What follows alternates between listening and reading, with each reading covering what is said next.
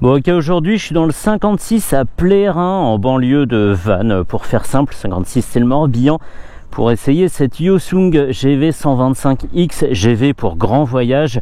C'est pas pour aujourd'hui, hein, le grand voyage. On va faire un petit tour plutôt classique, et pour commencer on va faire un tour dans la fiche technique.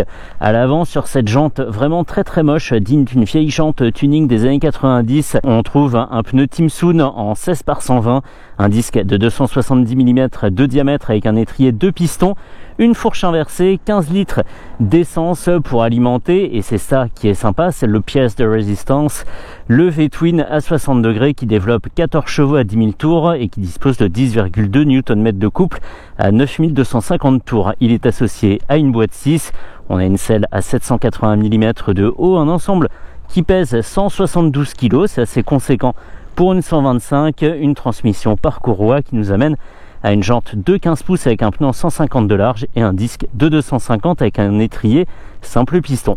Tout ça coûte 4 900 € et garantie 3 ans. On est full LED avec du beau matos, des petites choses vraiment sympas. Il n'y a que ces jantes qui jurent un peu. Ils auraient pu garder les jantes du bobber à 6 bâtons, 6 doubles bâtons. Ça aurait été pas mal. On y va. Rétro en bout de guidon. Embrayage première. Les pieds en avant, mais pas trop, donc c'est cool. Et on est parti.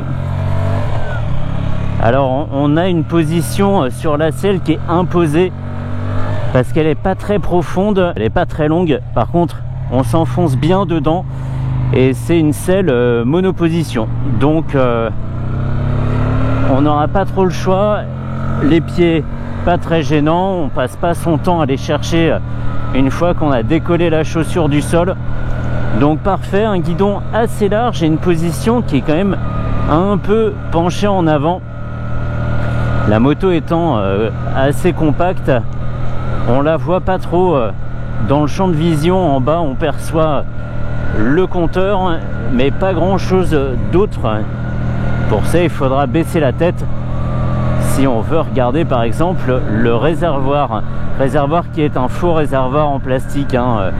La vraie citerne se trouve dessous, mais ça lui fait une forme hyper cossue. Ça donne un résultat trapu que j'aime beaucoup.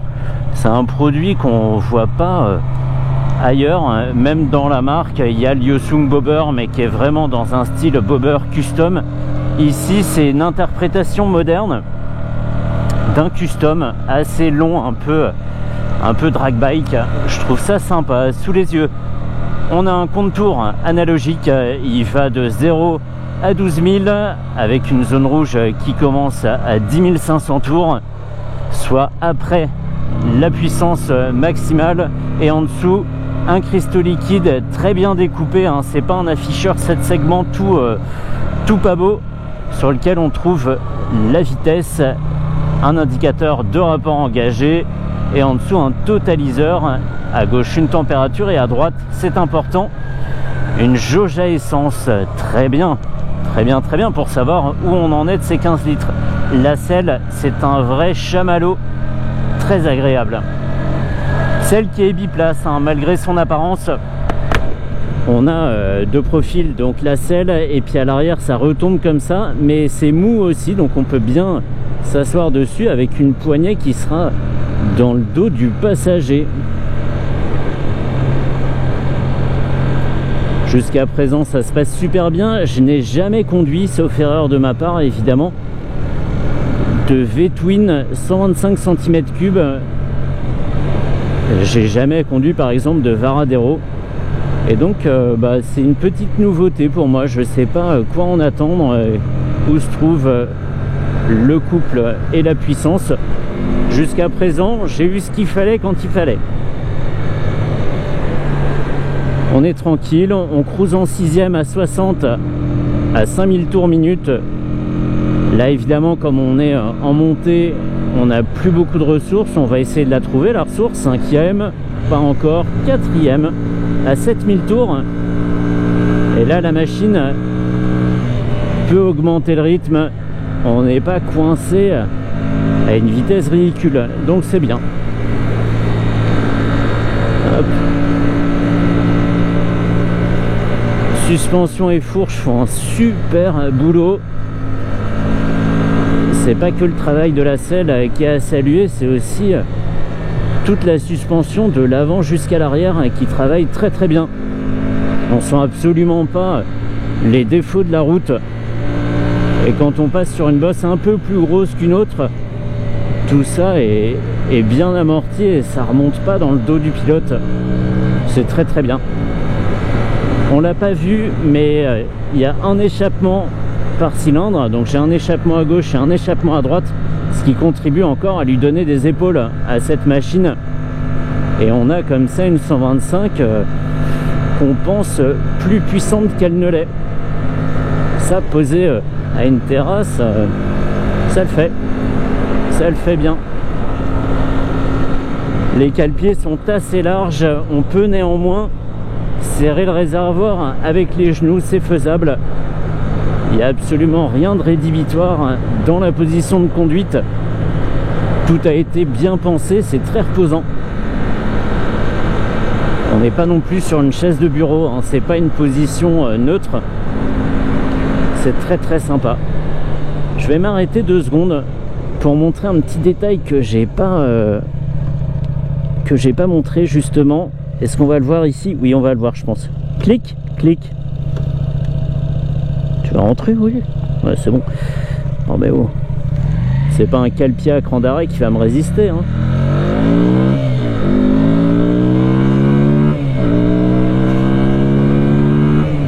Super sympa. Quand on est comme ça, poigné dans l'angle, on a un régime qui redescend très peu à chaque changement de vitesse, ce qui permet de le maintenir assez haut, hein, au-delà de 7000 tours, là où on a de la dispo mécanique. Donc c'est très très bien, très plaisant. La mécanique est un peu bruyante, c'est pas un bruit d'échappement, ça vient vraiment du moteur en lui-même, mais pas plus qu'une autre 125 qu'on maltraiterait, donc voilà. Maltraiterait, c'est un peu difficile à dire, hein. Hop. Quand je passe sur cette voie de chemin de fer là, on entend les grésillements de la ligne électrique. Nickel. Et en freinage, ça marche bien. J'étais un peu sceptique sur le disque de 270 avec 2 pistons, mais il faut se rappeler qu'on est sur une 125 et que globalement c'est du bon matos. Un peu juste ici. 55, on repart. Elle est à l'aise, vraiment à l'aise, entre 5 et 8000 tours. Et comme je le disais, c'est pas une difficulté de la maintenir dans cette plage de régime. Donc faut pas s'en priver. La route est un peu crade ici. Yes. Et même si d'aspect elle fait assez balourd, assez massive, et ben en fait elle vire très bien, hein, 120 à l'avant, 150 à l'arrière. Ça donne une moto pas feignante pour s'incliner. Donc c'est très bien, j'avais un petit peu peur, hein, de ça. La jante de 16 pouces dispense un effet gyroscopique pas très marqué. Donc moto facile à incliner. Ici on se méfie, les gens ont tendance à rouler au milieu. Ouais. Hop, j'ai un peu forcé là.